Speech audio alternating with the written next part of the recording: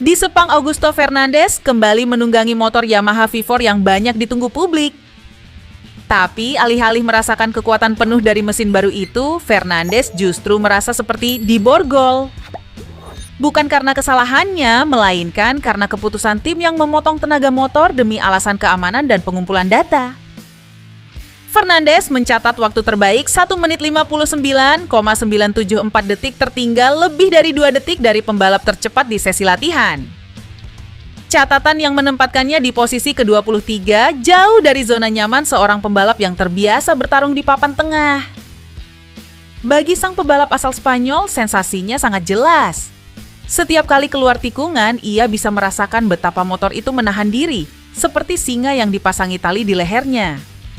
Di lintasan lurus, saat pembalap lain melesat, Yamahanya kehilangan beberapa kilometer per jam dan disitulah frustrasi mulai muncul. Sepang bukan Misano. Trek ini menuntut tenaga besar dan traksi kuat, dua hal yang sulit dicapai ketika elektronik dan geometri motor diubah begitu drastis. Meski begitu, Fernandes tidak menuding siapapun. Ia paham Yamaha sedang berada di tahap sensitif dari pengembangan mesin baru mereka. Tapi sebagai pembalap, ia tahu data sejati hanya bisa didapat ketika mesin dibiarkan bernafas sepenuhnya. Ia tetap mencoba mencari feeling terbaik, beradaptasi dengan karakter V4 dan menggali setiap potensi kecil yang bisa dimanfaatkan.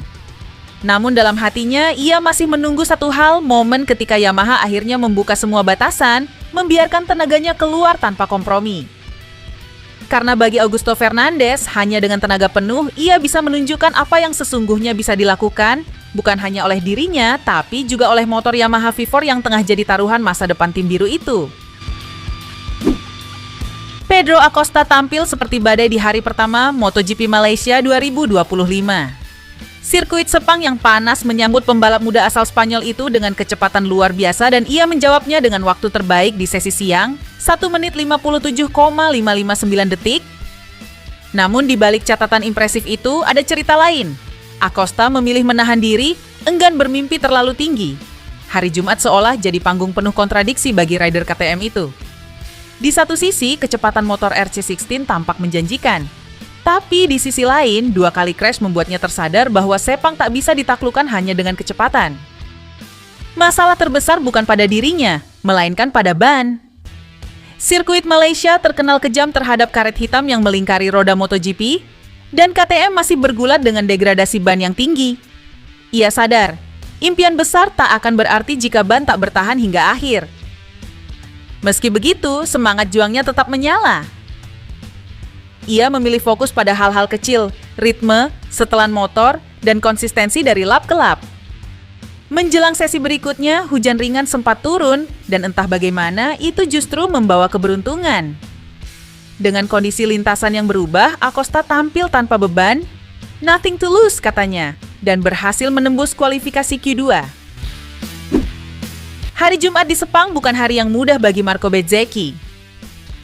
Pebalap Aprilia itu mengakui bahwa sesi latihan berjalan berat sejak awal, terutama karena kondisi lintasan yang licin dan sulit diprediksi.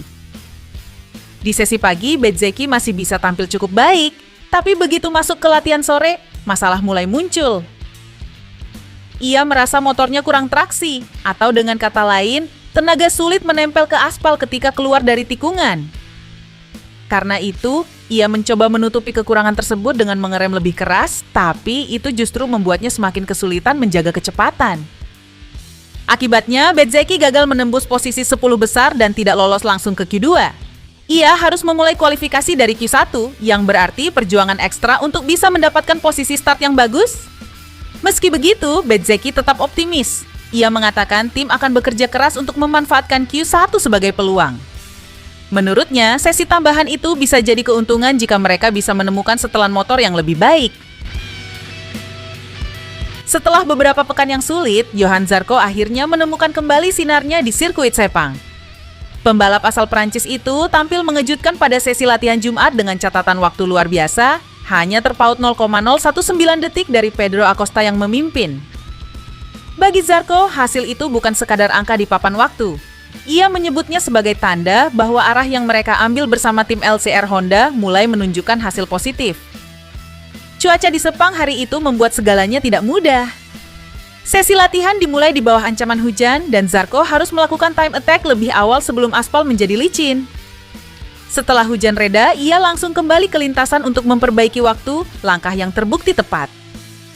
Hasil latihan ini terasa seperti angin segar bagi Zarco, yang sejak podium di Inggris belum lagi tampil menonjol di barisan depan. Ia mengaku sempat kehilangan rasa percaya diri pada beberapa balapan terakhir, tapi sesi latihan di Malaysia memberinya kesempatan untuk memulai ulang. Bagi sang pembalap, Sepang memang punya kenangan tersendiri. Dengan pencapaiannya yang paling signifikan adalah finish di posisi ketiga pada MotoGP tahun 2017 dan meraih kemenangan di kelas Moto2 pada tahun 2015 dan 2016. Dan kali ini ia memanfaatkannya untuk memaksimalkan potensi motor Honda. Meski masih ada banyak hal yang harus diperbaiki, Zarco yakin mereka sudah berada di jalur yang benar. Pecco Bagnaia datang ke Sepang dengan satu misi, menemukan kembali jati dirinya. Tapi yang terjadi justru kebalikannya, rasa percaya dirinya menurun, dan ia mengaku belum menemukan cara untuk menaklukkan Ducatinya sendiri. Di lintasan, juara dunia 2 kali itu terlihat berjuang keras. Setiap kali melewati sektor terakhir, terutama di tikungan 14 dan 15, motornya tak mau nurut. Ia kehilangan kecepatan, bahkan tak bisa membuka gas lebih awal seperti biasanya. Dalam sesi latihan bebas, Pecco sempat menunjukkan tanda positif di FP1. Ia mencatat posisi kedua dengan selisih plus 0,256 detik. Namun, di sesi gabungan latihan akhirnya, ia hanya berhasil menempati posisi ke-12 dengan selisih plus 0,647 detik, yang berarti tidak lolos langsung ke Q2 dan harus melewati Q1. Namun, di balik nada kecewanya, Bagnaia tetap menunjukkan keteguhan hati. Ia menatap hari Sabtu dengan target realistis. Masuk 7 besar sudah cukup baik. Menariknya, Bagnaia juga menyinggung sosok yang sudah lama menjadi pembanding sekaligus bayangan di lintasan, Marc Marquez.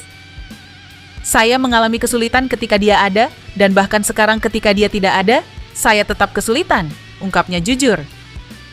Ucapan itu menggambarkan banyak hal, bahwa masalah utama Pecco bukan pada rival, tapi pada dirinya sendiri. Pada upayanya mencari kembali harmoni antara kecepatan, rasa percaya diri, dan motor yang terus berevolusi. Meski Marquez tak lagi di grid, Bagnaia masih menghormatinya.